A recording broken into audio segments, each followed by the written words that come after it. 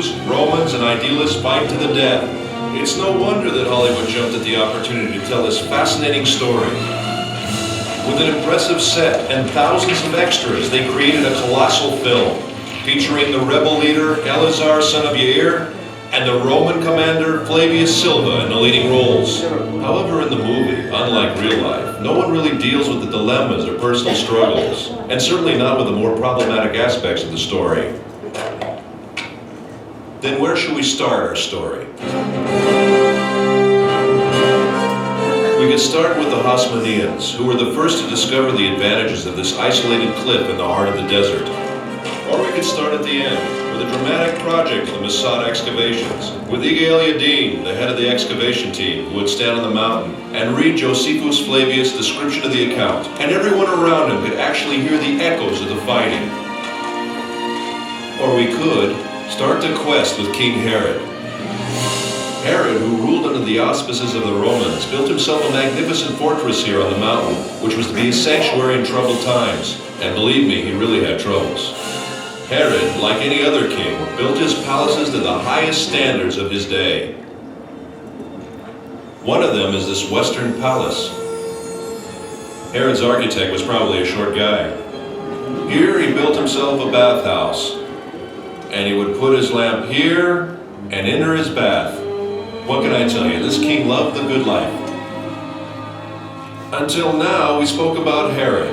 It wasn't the splendor of Herod's style that made Masada what it is today. The year is 66 AD. The Jews rebel against the Roman Empire. 4 years later, the temple is destroyed. Jerusalem falls. Everywhere else, the rebels were suppressed. Masada is the last stronghold where there are still Jewish rebels. And believe me, they didn't need Herod's palaces. The rooms in the wall were divided and used as living quarters. They lived from food in the storerooms, and they drank water from the cisterns, kindly left behind by Herod long ago. Right from the beginning of the excavations, signs of the rebels were found elsewhere, in the palaces, in the ritual baths, and in particular in the wall. The deepest experience I went through in Masada was when they found in this particular room the first piece of scroll. To see Hebrew letters coming out of the ground, the same letters which are used until today. Later, more fragments of scrolls were found. One I found with my own hands, but the first experience is unforgettable. Throughout the revolt, groups of refugees sought asylum on the mountain. About 1,000 rebels gathered in this fortress in the heart of the wilderness. In 73 AD, the Romans' 10th Legion arrived with thousands of armed soldiers who deployed themselves around the mountain. An enormous war machine. And the movies do it best, after the Romans, of course. The Romans built an attack ramp.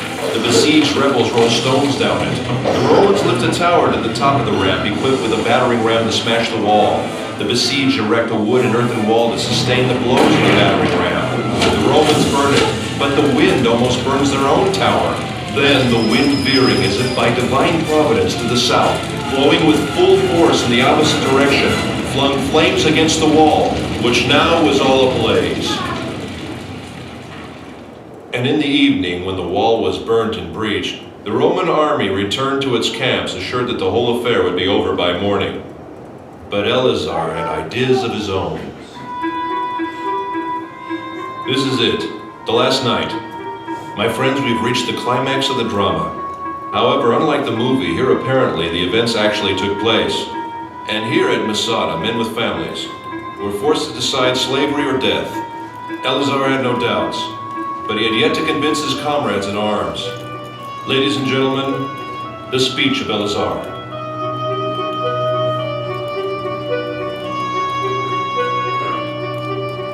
Oh, my loyal followers, the time has now come that obliges us to make that resolution true in practice. Let our wives die before they are abused, and our children before they have tasted of slavery, and preserve ourselves in freedom as an excellent funeral monument for us, as we have preferred death before slavery. Once Igal Yadin was asked what was the most important artifact he found on Masada. Dozens of priceless objects were found here, he answered, but if I must point to one find, it would be these ostraca. These potsherds. These may be the lots that I'm holding now. Potsherds on which the rebels wrote their names. 10 men who were chosen were the only ones who remained. Their equipment had already burned, and each of them had already killed his wife and children. Then they drew the lots. Who would kill the 9th man and fall on his own sword? And in the morning the Romans arrived, and besides 2 women and a few children, everyone was dead.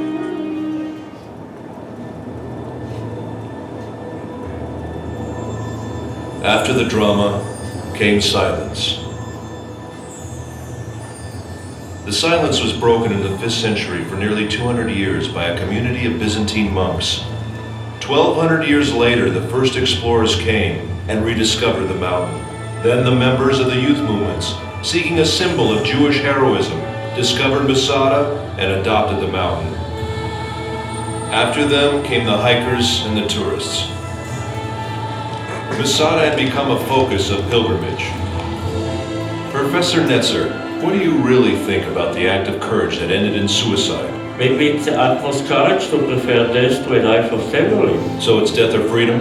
Yes, death as a free man or slavery at the hands of the Romans. Which choice would you make? No matter what, Masada has become a symbol of staunch resistance against a fierce enemy. And if it is a symbol, then perhaps this might be some kind of victory. Ladies and gentlemen, I invite you to climb the mountain.